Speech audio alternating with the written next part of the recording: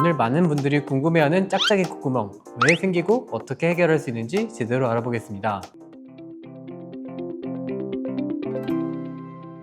예쁨을 픽하세요. 에픽 성형외과 성형외과 전문 홍진명입니다. 콧구멍 짝짝이는 여러 가지 이유가 있을 수 있는데요. 종류별로 살펴보자면 먼저 비주가 휜 경우라면 비중격 연골 끝부분이 원래 많이 휘었는데 교정이 덜 된 상태로 수술이 진행되었거나 비중격은 잘 있는데 지지대가 휘거나 무너질 경우에 비주가 휠 수 있습니다. 두 번째는요, 날개 연골에 비대칭이 있을 수 있는데 첫 수술의 경우에는 수술 전부터 날개 연골 자체 크기 차이나 혹은 정면에서 보았을 때 콧날개 이 높이 차이가 심할 경우 발생할 수 있고요. 재수술의 경우에는 한쪽 날개 연골은 멀쩡한데 다른 쪽 날개 연골이 손상돼서 이렇게 좀 콜랩스돼 있을 경우는 콧구멍 비대칭이 발생할 수 있습니다. 피부 두께 차이 때문에도 발생할 수 있는데요. 얼굴 비대칭이 조금 있으면서 정면에서 보았을 때도 한쪽 날개 연골이 확연히 크다면 피부 두께도 조금 달라서 비대칭처럼 보이기도 합니다. 네 번째 경우는요, 콧날개 베이스, 잇몸뼈 부분의 높이 차이 때문에 비대칭이 발생하는 경우도 꽤 있습니다. 이 경우 수술 전부터 비대칭인 경우도 많고요. 코가 이렇게 평평한 평면에 올려져 있는 게 아니라 좀 비스듬한 평면에 이렇게 세워져 있다 보니까 정면에서 봤을 때는 코가 휘지 않게 잡다 보면 이 콧구멍을 이렇게 돌면서 콧구멍 비대칭이 어쩔 수 없이 발생하기도 합니다.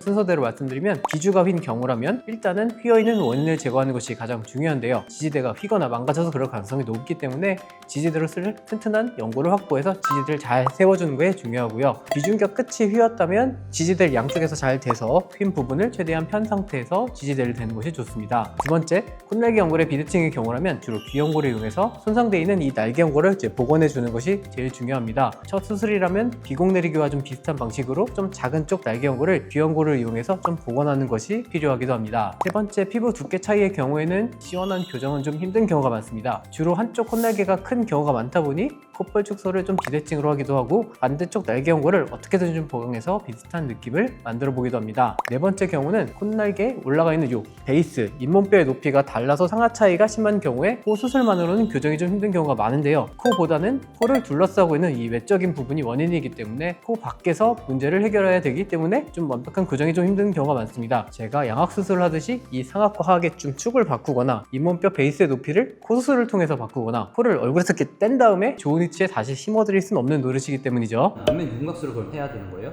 사실 광대, 사각턱 같은 윤곽 수술보다는 양악 수술을 해야지 교정이 되는 경우가 더 많은데요. 콧구멍 짝짝이 때문에 양악 수술까지 하기는 좀 과하다고 생각합니다. 코끝에 방향을 조금 돌리거나 콧볼 축소 혹은 비익과상을 좌우가 조금 다르게 하는 방식으로 최소한의 비대칭이 남도록 수술을 진행합니다. 코끝을 특히 많이 높일수록 이런 비대칭은 더 심해지기 때문에 얼굴 비대칭이 심하다면 적당한 수준에서 수술의 목표를 잡는 것을 중요하겠습니다. 코끝을 많이 높일수록 비대칭이 더 심해져요? 수술 때문에 비대칭이 생겼을 수도 물론 있지만 대부분은 수술 전부터 비대칭이 있었는데 잘 모르고 지내다가 수술하고 나면 거울을 계속 보잖아요. 그러다 보면 얼굴에 비대칭이 하나둘씩 눈에 보이기 시작합니다. 한번 눈에 이렇게 꽂힌 건 계속 눈에 거슬리기 마련이죠. 또 코가 좀 낮았을 때는 비대칭이 눈에 띌 정도는 아니었는데 코가 점점점 높아지다 보면 비대칭도 좀 비례해서 커지기 마련이다 보니 좀 비대칭이 더 눈에 띄기도 합니다. 또 우리나라 사람들이 성격이 급하다 보니 잠붓기가 빠질 때까지 잘 기다리지 못하는 경우도 많은데요. 특히 이 콧날개 위쪽 부분의 붓기가 좌우가 다를 경우에는 정말 휘어 보입니다. 이 경우에는 한 달마다 사진을 비교하다 보면 비대칭이 많이 좋아지는 경우도 꽤 있습니다. 사진에서만 유독 보이는 콧구멍 짝짝이는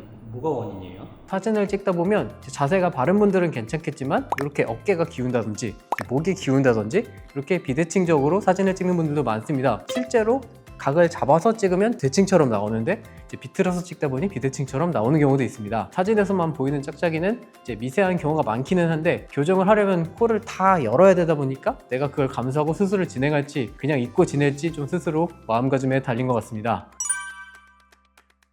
추천하는 케이스는 우선 비주가 휘었거나 콧날개 한쪽이 무너지면서 콧구멍이 이렇게 비대칭이 온 경우라면 교정이 가능한 경우가 많기 때문에 수술을 추천드리고요. 비추천의 경우에는 너무 수술 초기라던가 비대칭이 심하지 않은 경우, 심지어 엄마가 봐도 괜찮다고 하는데 하루 종일 거울 보다 보면 눈에 거슬려서 병원 오시는 경우도 꽤 있습니다. 또 코 수술로는 얼굴의 비대칭을 다 교정할 수 없는데 환자의 기대치가 좀 너무 높은 경우라면 수술을 좀 말리기도 합니다. 콧구멍 비대칭은 한번 눈에 거슬리면 엄청 신경 쓰이는 부분이죠. 교정을 하는 것이 생각보다 좀 간단한 경우도 있고 생각보다 좀 일이 커져서 그 부분을 감수하고 수술을 진행하기 부담스러운 경우까지 굉장히 다양한 케이스가 존재합니다. 진단이 굉장히 중요한데요. 의사의 경험이 많을수록 좀 더 정확한 진단을 내려줄 수 있습니다. 혼자 고민하지 마시고 전문의와 상담을 하고 진단을 받아보는 것이 중요합니다. 이상 예쁨을 픽하세요. 성형외과 전문의 홍진명이었습니다. 감사합니다.